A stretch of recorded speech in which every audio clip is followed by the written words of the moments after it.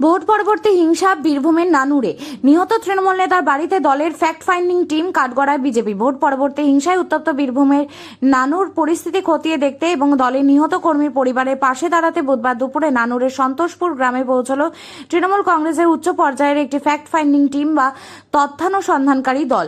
গত 5ই মে বিধানসভা নির্বাচনের ফলাফল প্রকাশের ঠিক পরের দিন বিকেলে সন্তোষপুর এলাকায় রাস্তার উপর নৃশংসভাবে গলা কেটে খুন করা হয় তৃণমূল নেতা আবির শেখকে। এই হামলায় গুরুতর জখম হন চাঁদু শেখ নামে আরও এক তৃণমূল কর্মী। এই ঘটনার পর থেকে তৃণমূলে এলাকায় তীব্র উত্তেজনা তৈরি হয়েছে। পরিবারের পাশে নেতৃত্ব বুধবার দুপুরে তৃণমূলের প্রতিনিধি দলের সদস্যরা সরাসরি নিহত আবির শেখের বাড়িতে যান। তারা নিহতের পরিবারের সদস্যদের সঙ্গে কথা বলেন, তাদের সান্ত্বনা দেন এবং ঘটনার দিন ঠিক কি ঘটেছিল সেই বিষয়ে বিস্তারিত খোঁজ খবর নেন।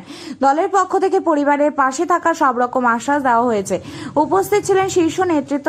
এই ফ্যাক্ট ফাইন্ডিং টিমে উপস্থিত ছিলেন রাজ্যের হেভি ওয়েট নেতৃত্ব। তাদের মধ্যে ছিলেন বীরবাহা হাসদা, রাজ্যের প্রাক্তন মন্ত্রী প্রতিমা মণ্ডল, সামিরুল ইসলাম, অসিত মাল। শীর্ষ নেতৃত্বের পাশাপাশি স্থানীয় স্তরে সমন্বয় বাড়াতে এদিন সন্তোষপুরে উপস্থিত ছিলেন বীরভূমের জেলা পরিষদের সভাধিপতি কাজল শেখ এবং নানুরের বিধায়ক বিধানচন্দ্র মাঝি। হয়েছে ফলাফল ঘোষণা হয়েছে 4 তারিখে। ফলাফল ঘোষণার দিন থেকেই রাজ্যে রাজ্যে বিভিন্ন জায়গায়, রাজ্যের বিভিন্ন জেলায় জেলায়, ব্লকে ব্লকে তৃণমূল কংগ্রেস কর্মীদের উপরে অত্যাচার শুরু হয়েছে।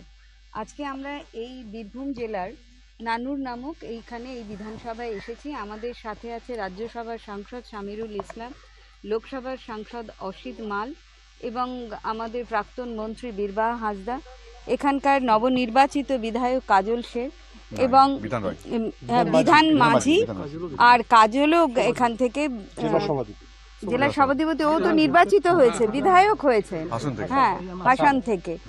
আমরা সেই জায়গায় তাদের সকলকে সঙ্গে নিয়ে আমাদের দলীয় কর্মী আবিরের বাড়িতে এসেছি, যাকে 5 তারিখে নৃশংসভাবে প্রকাশ্য রাস্তায় মেরে ফেলা হয়েছে।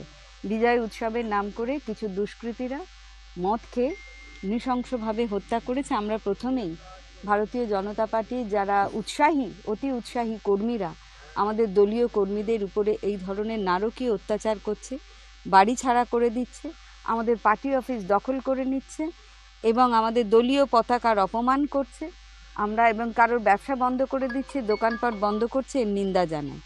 আমাদের এখনও কেন কয়েকজন ধরা পড়লেও যে মেন অ্যাকিউজড খুনি, তাকে কেন এখনও ধরা যায়নি? প্রশাসন কি করছে? প্রশাসন নানান ধরনের, এই কোথাও ডেমোলিশন শুরু হয়ে গিয়েছে উইদাউট নোটিশ দিয়ে, যারা বাড়ি তৈরি করেছে তাদেরকে নোটিশ দেয়নি এভিকশনের, বাড়ি ভাঙা হয়ে যাচ্ছে। ফুটপাতের যারা হকার এতদিন কর্মজীবিকা যাদের পালন করছিল তাদেরকে সরিয়ে দেওয়া হচ্ছে। তাহলে ভালো ভালো ওদের কথা, এগুলো হচ্ছে ভীষণ ভালো কাজ, অন্যায় কাজের বিরোধিতা করছে। মানুষকে হত্যা করার অধিকার তাদেরকে দিল, মানুষের জীবন নিয়ে নেওয়ার অধিকার কে দিল? এই বাংলা কিন্তু এই নারকীয় হত্যার চাইনি। এই বাংলায় এই রাজনীতি আমরা চাই না। আমরা চাই ভারতীয় জনতা পার্টির যিনি মুখ্যমন্ত্রী, তিনি বিধানসভায় বলছেন, এবং শ্রমিক ভট্টাচার্য যিনি নাটকও দেখতে যাচ্ছেন এখন, তিনি বলে চলেছেন যে সকল দলীয় কর্মীদের পার্টি অফিস যে দলের হোক তাদের হাতে ফিরিয়ে দিতে হবে। কোনো রকমের কোনো পঞ্চায়েত দখল করা চলবে না। এখনই শোনা যাচ্ছিল দখল করা চলবে না, পার্টি অফিস নেওয়া চলবে না, কর্মীদের যারা বাড়ি ছাড়া হয়েছে তাদেরকে পুনরায় ফিরিয়ে দিতে হবে, বাড়িতে পুনর্বাসন দিতে হবে। তাহলে সেই জায়গায় দাঁড়িয়ে আমাদের কথা, যেটা আপনি মুখে বলছেন সেটা মুখে নয়, আপনি করে দেখান। আর এখনই আবিরের যে খুনি, যে 1 নম্বর দোষী ব্যক্তি, তাকে খুঁজে বার করে তার শাস্তির ব্যবস্থা করুন। কারণ পরিবারে তার মা বলছে আমি দোষীর শাস্তি চাই।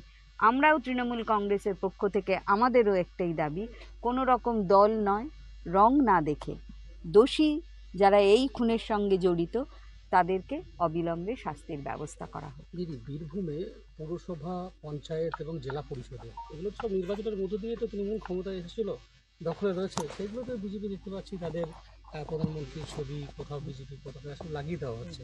না, এরা তো এখন আমাদের নিজেদের। আমি তো নিজে মনে করি যে মানুষের কাছে এই বাড়িটা তার যেমন সব কিছু, এবং যে কোনো ধর্ম প্রতিষ্ঠানের কাছে, যে কোনো ধর্মীয় মানুষের কাছে যেমন মন্দির, গির্জা, গুরুদ্বারা, চার্চ তার কাছে আবেগ, তৃণমূল কংগ্রেসের কর্মীর কাছে কিন্তু তৃণমূল কংগ্রেসের দলীয় কার্যালয় কিন্তু মন্দির বলুন, মসজিদ বলুন, গুরুদ্বারা বলুন, চার্চ বলুন, তাদের সেইটা সেখানে বসেই তারা দলীয় পরিষেবা দেয়, সেগুলো অধিকার করে নিয়ে তাদের ফ্ল্যাগ লাগিয়ে দিচ্ছে, তাদের রং করে দিচ্ছে। এগুলো তো তার মুখে একরকম বলছে, কিন্তু আমাদের দলীয় কার্যালয় ফেরত দিতে হবে। আমরা এখনই এসপির কাছে যাচ্ছি, এখানে সময় আপনারা এসেছেন তার জন্য কৃতজ্ঞ, আপনাদের সাথে দুটো কথা বললাম, কিন্তু আমরা এখন এসপি অফিসে যাচ্ছি। আমরা লিস্ট নিয়ে যারা বাড়ি ছাড়া এবং যে আবিরের খুন করেছে, যে প্রাণ নিয়েছে, যে তার ধরার ব্যবস্থা করা, শাস্তি দেওয়ার ব্যবস্থা করা, এবং যারা যে সমস্ত পার্টি অফিস দখলে আছে সেদেরকে ফেরত দেওয়া, যারা ব্যবসা করতে পারছে না, স্কুল কলেজে যেতে পারছে না, তাদের সমস্ত ব্যবসা যাতে খুলতে পারে, দোকানপত্র খুলতে পারে, তার ব্যবস্থা করা, এলাকায় শান্তি শৃঙ্খলা ফিরিয়ে রাখা। এই কারণেই কিন্তু আমরা এসপি অফিসে যাচ্ছি। ঠিক আছে।